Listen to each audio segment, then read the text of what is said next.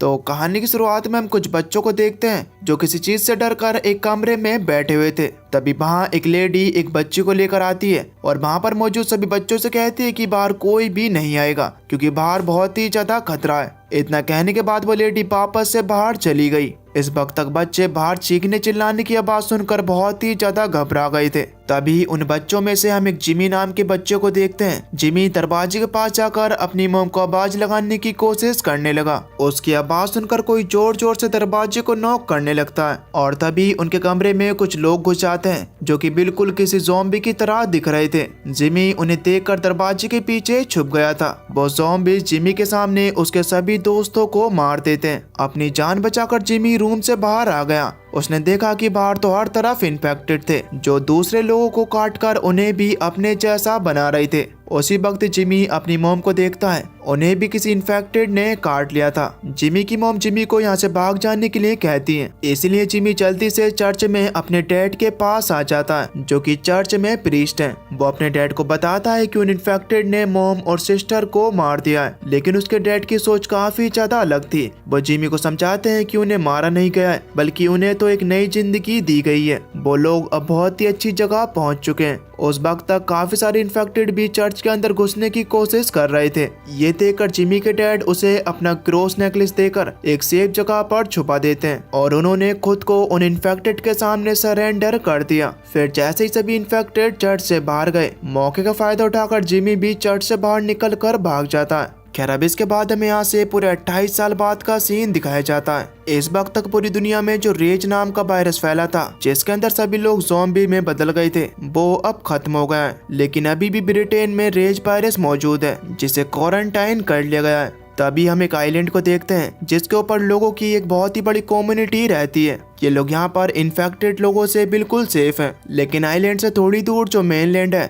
वहाँ पर अभी भी बहुत सारे इन्फेक्टेड लोग मौजूद हैं। इसके बाद हम एक स्पाइक नाम के लड़के को देखते हैं जो कि इस आइलैंड पर अपनी फैमिली के साथ रहता है। आज स्पाइक के डैड जेमी स्पाइक को सुबह जल्दी उठा देते हैं क्योंकि आज वो स्पाइक को मेनलैंड लेकर जाने वाले हैं ताकि स्पाइक बहादुर बन सके और उसे पता चल सके कि आखिर मेनलैंड में क्या है। इसके बाद जब जेमी और स्पाइक दोनों ब्रेकफास्ट कर रहे थे तभी उन्हें ऊपर से कुछ टूटने की आवाज आती है। इसीलिए जेमी और स्पाइक दोनों जल्दी से ऊपर चले गए जहाँ पर हम स्पाइक की मॉम को देखते हैं जिसकी दिमागी हालत बहुत ही ज्यादा खराब है। इसलिए स्पाइक अपनी मॉम को संभालने की कोशिश करता है। तभी स्पाइक की मॉम उससे पूछती है कि आज तुम इतनी जल्दी कैसे उठ गए, जिस पर जेमी आइला को बताता है कि आज मैं स्पाइक को मेनलैंड लेकर जा रहा हूँ। जेमी की बात सुनकर आइला जेमी पर काफी ज्यादा भड़क गई क्योंकि स्पाइक सिर्फ 12 साल का था। इसीलिए उसे लग रहा था कि मेनलैंड पर स्पाइक की जान को बहुत ही ज्यादा खतरा है। लेकिन जेमी तो किसी भी हालत में स्पाइक को मेनलैंड पर लेकर जाना चाहता था, इसीलिए वो बिना कुछ बोले नीचे आ जाता है। ऊपर स्पाइक अपनी मॉम को शांत कराने के लिए झूठ बोल देता है कि मैं मेनलैंड की बजाय स्कूल जा रहा हूँ। स्पाइक की ये बात सुनकर आइला थोड़ी रिलैक्स हो गई। फिर स्पाइक भी अपनी मॉम को सुलाकर नीचे आ जाता है जहाँ पर उससे मिलने के लिए सैम नाम का एक आदमी आया हुआ था जो स्पाइक के लिए एक बॉल लेकर आया था ताकि स्पाइक मेनलैंड पर जाकर वहाँ पर ज़ॉम्बीज़ को मार सके।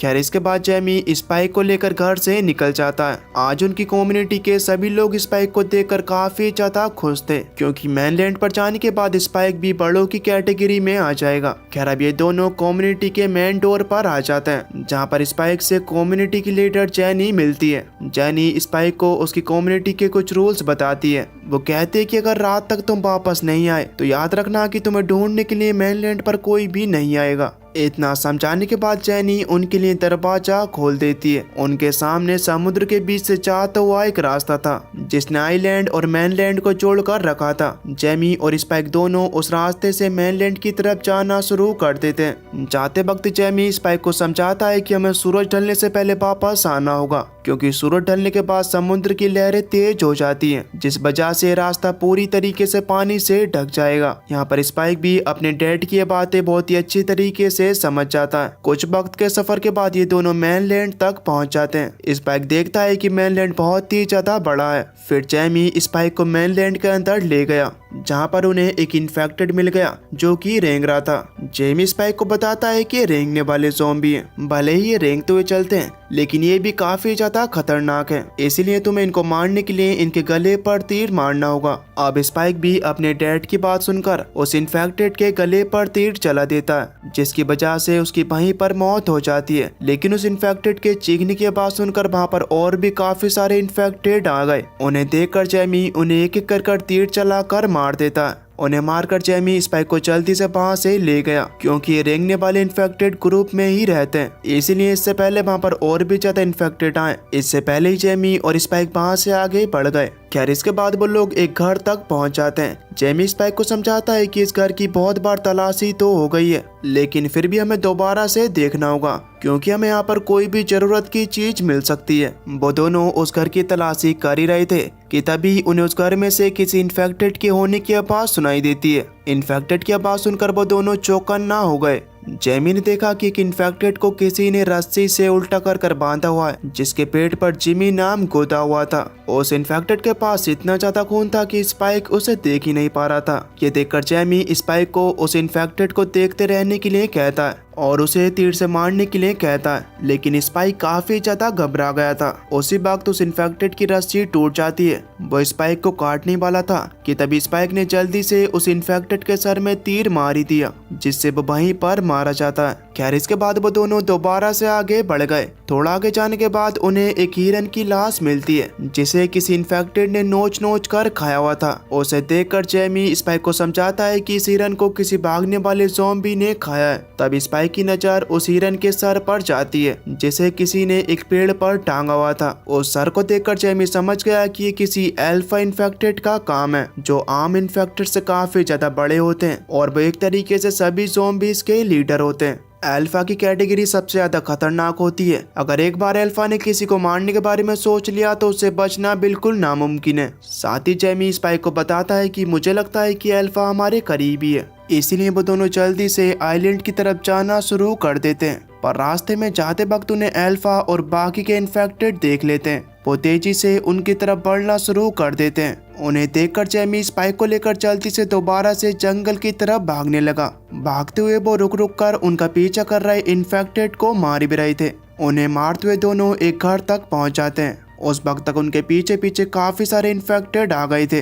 जेमी उन सभी इन्फेक्टेड को एक एक कर मारना शुरू कर देता है। फिर वो दोनों वक्त रहते उस घर की छत पर आ गए, जिस वजह से इन्फेक्टेड की नजर उन पर नहीं जाती और सभी इन्फेक्टेड वहां से चले जाते हैं। तभी ऊपर से जेमी देखता है कि अल्फा अभी भी वहां पर खड़ा होकर उनके आने का इंतजार कर रहा है। ये देखकर जेमी और स्पाइक दोनों उसके जाने तक वहीं पर रुकने का प्लान करते हैं। थोड़ी देर बाद स्पाइक को दूर एक जगह पर आग जलती हुई दिखाई देती है। जब वो उस आग के बारे में अपने डैड से पूछता है, तब जेमी स्पाइक को बताता है कि मुझे इस आग के बारे में कुछ भी नहीं पता। खैर अब इसके बाद जब उस रात वो दोनों सो रहे थे, उसी वक्त उनके घर के बाहर एक बहुत ही बड़ा हिरन का झुंड भागते हुए गुजर रहा था, जिस वजह से उनका घर भी धीरे धीरे गिरने लगा। इसलिए जेमी जल्दी से स्पाइक को घर के बाहर ले आता है। बाहर आने के बाद उन्होंने देखा कि बाहर आसपास कोई भी अल्फा बेल्फा नहीं है, इसलिए वो दोनों जल्दी से समुद्र की तरफ जाना शुरू कर देते हैं और वो चलते चलते आइलैंड तक जाने के रास्ते तक पहुंच गए। पर तब तक अल्फा की भी नजर उन पर पड़ गई थी, लेकिन इसके बारे में उन दोनों को बिल्कुल भी एहसास नहीं था। जेमी को लग रहा था कि वो दोनों बच गए। तभी उनकी नजर अल्फा पर पड़ती है, जो भागते हुए उनके पीछे आ रहा था। उसे अपनी तरफ भागते हुए देखकर जेमी और स्पाइक जल्दी से कॉलोनी की तरफ बढ़ना शुरू कर देते। जैसे ही दोनों कॉलोनी के पास पहुंचे, जेमी अपने पास रखी सीटी बजा देता, जिसकी आवाज सुनकर पहरा दे रहे लोग जाग गए। वो भी जेमी और स्पाइक के पीछे आ रहे अल्फा को देख लेते हैं। वो लोग अल्फा पर तीर से हमला करने लगे, लेकिन उन तीरों का अल्फा पर कोई भी असर नहीं हो रहा था। वो दोबारा से जेमी और स्पाइक पर अटैक करने के लिए खड़ा हो गया, जिसके बाद एक बड़ा सा जलता हुआ तीर उस अल्फा के सीने में आकर लगता है, जिससे उसकी वहीं पर मौत हो गई। इसके बाद जेमी और स्पाइक भी कॉलोनी के अंदर आ गए। स्पाइक के सही सलामत वापस आने की वजह से वहाँ पर एक जश्न रखा गया। जेमी कॉलोनी के सभी लोगों के सामने झूठ बोलता है कि स्पाइक ने भागने वाले इन्फेक्टेड को मारा है, लेकिन स्पाइक को अपने डैड की बातें बिल्कुल भी अच्छी नहीं लगी क्योंकि उसने किसी भी भागने वाले इन्फेक्टेड को नहीं मारा था।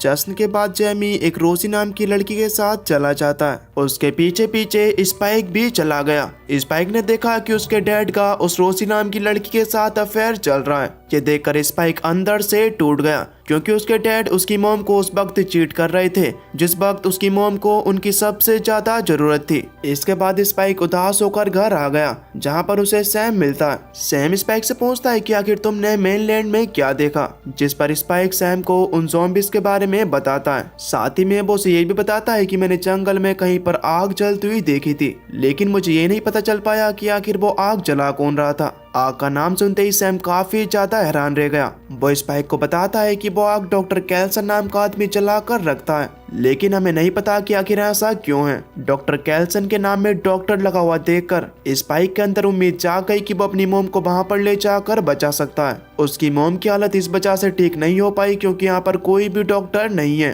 खैर इसके बाद स्पाइक अपनी मोम के पास जाकर सो गया। अगली सुबह स्पाइक अपने डैड से डॉक्टर कैल्सन के बारे में पूछता है। पहले तो जेमी स्पाइक को डॉक्टर कैल्सन के बारे में बताने से डर रहा था, लेकिन स्पाइक की ज्यादा जिद करने पर जेमी उसे डॉक्टर कैल्सन के बारे में बताना शुरू करता है। जेमी बताता है कि तुम्हारे पैदा होने से पहले हम जंगल में खाने की तलाश के लिए जाते थे और ऐसे ही खाना ढूंढते हुए एक दिन हमें डॉक्टर कैल्सन मिला जिसने एक जगह पर आग जलाई हुई थी और उसने उस आग के पास बहुत सारी लाशों का ढेर लगा रखा था, जिन लाशों को वो एक एक कर आग में डाल रहा था। तभी उसी वक्त हमें डॉक्टर कैल्सन ने देख लिया और वो हमारी तरफ इशारा कर हमें बुलाने लगा। ये देखकर हम बहुत ही ज्यादा डर गए और वापस से अपनी कॉलोनी में आ गए। खैर उसी वक्त स्पाइक अपने डैड के साथ उसके और रोसी के अफेयर के बारे में बात करने लगा। स्पाइक की बातें सुनकर जेमी को गुस्सा आ गया और वो गुस्से में स्पाइक को थप्पड़ मार देता है। स्पाइक को अपने डैड के थप्पड़ से बहुत ही ज्यादा बुरा लगा और वो गुस्सा होकर वहां से चला गया।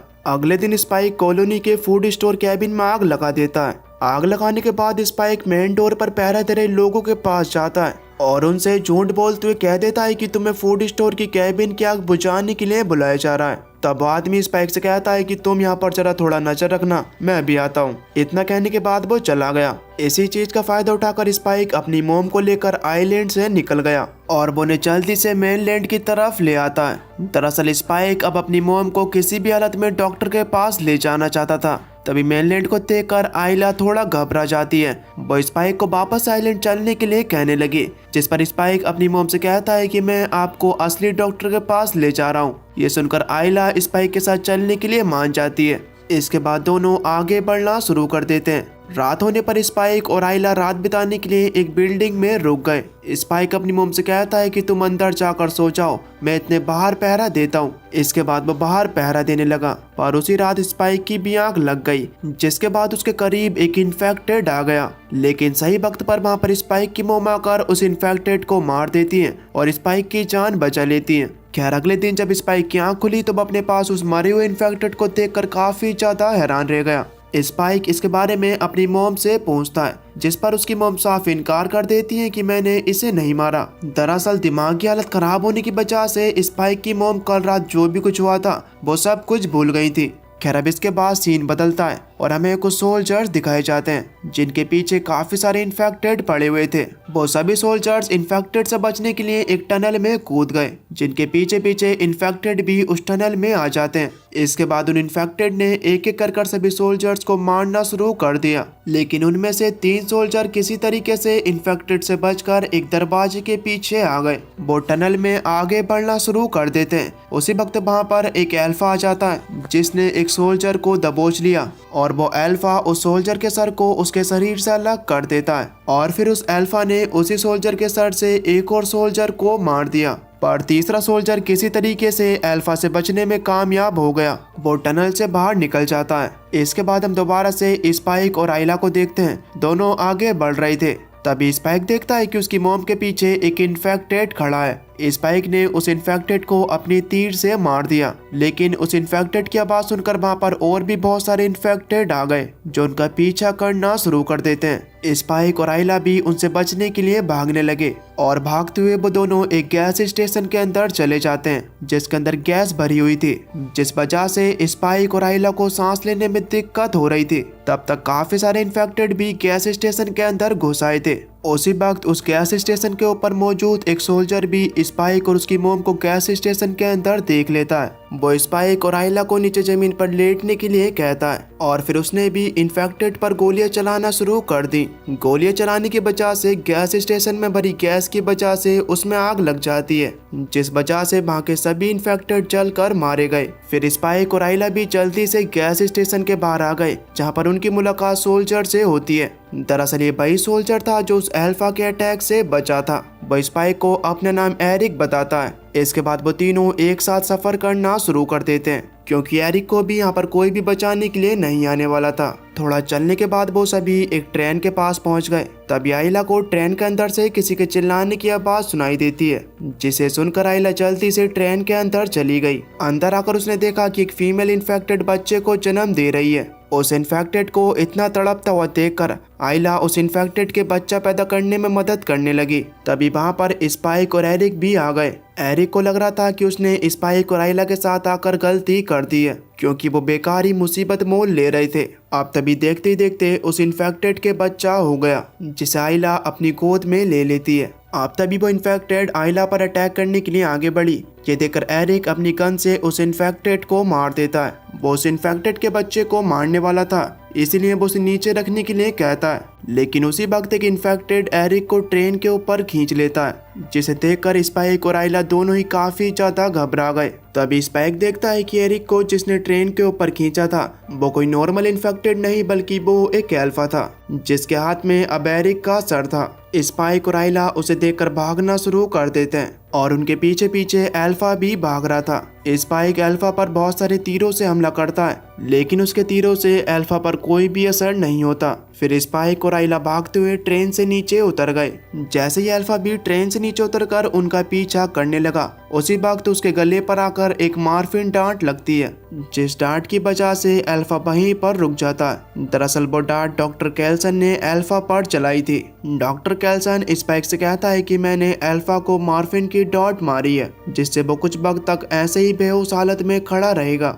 डॉक्टर कैल्सन के शरीर पर कोई लाल चीज लगी हुई थी। डॉक्टर कैल्सन स्पाइक से कहता है कि मुझे देखकर डरना मत, क्योंकि मैंने मेरे पूरे शरीर पर आयोडीन लगाया हुआ है, क्योंकि आयोडीन मुझे इन्फेक्टेड होने से बचाता है। इसके बाद डॉक्टर कैल्सन स्पाइक और आइला को अपने साथ ले जाता है, जहां पर स्पाइक और आइला दोनों बहुत ही बड़ी बड़ी हड्डियों से बने खंभे देखते हैं। थोड़ा और आगे जाने के बाद उन्हें एक बहुत ही बड़ा ह्यूमन स्कल का पहाड़ दिखाई देता है। डॉक्टर कैल्सन स्पाइक से कहता है कि ये एक टेम्पल है जो उन सभी को याद करने के लिए बनाया गया है, जो इस वायरस या और किसी बचा के चलते हुए इस दुनिया को छोड़कर चले गए। इसके बाद उसी रात डॉक्टर कैल्सन स्पाइक से उस छोटे बच्चे के बारे में पूछता है, जिस पर स्पाइक ने डॉक्टर कैल्सन को बताया कि ये इन्फेक्टेड का बच्चा है, लेकिन ये इन्फेक्टेड नहीं है। डॉक्टर कैल्सन ये बात सुनकर काफी ज्यादा हैरान रह गया। तभी डॉक्टर कैल्सन स्पाइक से पूछता है कि क्या तुम इसी बच्चे की वजह से मेरे पास आए हो, जिस पर स्पाइक कहता है कि नहीं, मैं अपनी मोम के इलाज के लिए यहाँ पर आया था। फिर डॉक्टर कैल्सन आइला का चेकअप करता है। पूरा चेकअप करने के बाद वो आइला को बताता है कि तुम्हें कैंसर है, जो तुम्हारे शरीर में अब पूरी तरीके से फैल गया है, इसलिए तुम्हारे पास अब बहुत ही कम वक्त बचा है।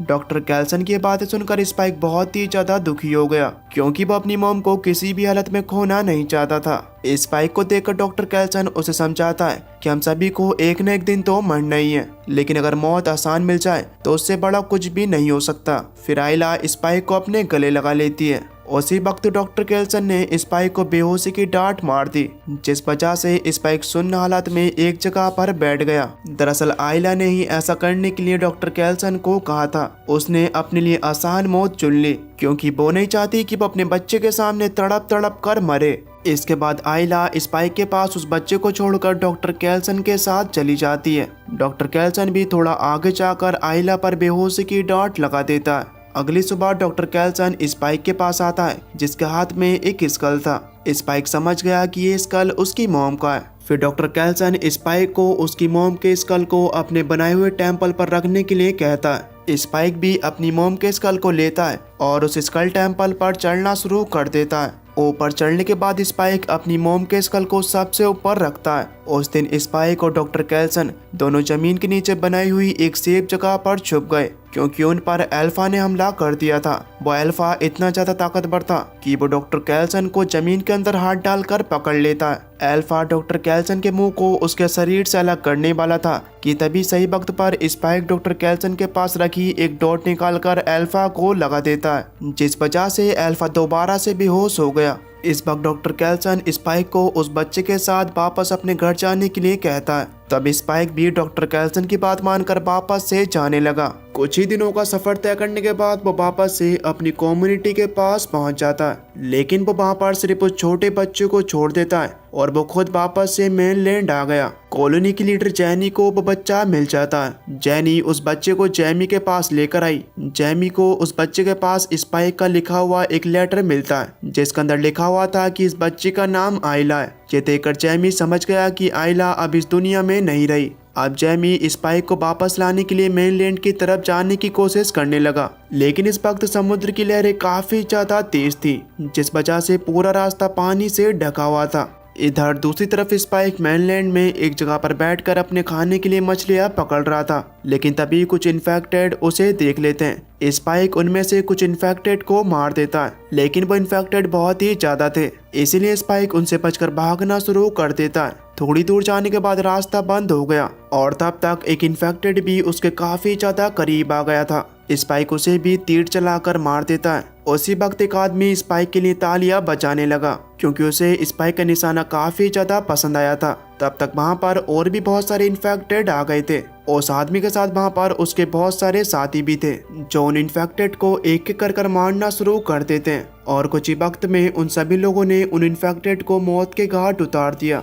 सभी को मारने के बाद वही आदमी स्पाइक के पास आया और वो उसे अपना नाम जिमी बताता है, जिसके गले में क्रोस का नेकलेस था। दरअसल ये वही छोटा जिमी था जो हमें मूवी की शुरुआत में दिखाया गया था। फिर जिमी स्पाइक को अपनी टीम में शामिल कर लेता है। और बस दोस्तों, इसी के साथ ये मूवी यहीं पर खत्म हो जाती है। दोस्तों, अब ये कहानी अधूरी है, क्योंकि इस मूवी का पार्ट 2 भी है, जिसे मैं जल्दी एक्सप्लेन कर दूंगा। अगर आप लोग नीचे कमेंट्स में नेक्स्ट पार्ट टाइप करें तो। बाकी अगर आपको वीडियो अच्छी लगी हो तो प्लीज वीडियो को लाइक कर देना। तो चलिए, मैं मिलता हूँ आपको न्यू इंटरेस्टिंग वीडियो में। तब तक के लिए खुश रहिए और अपना ख्याल रखिए।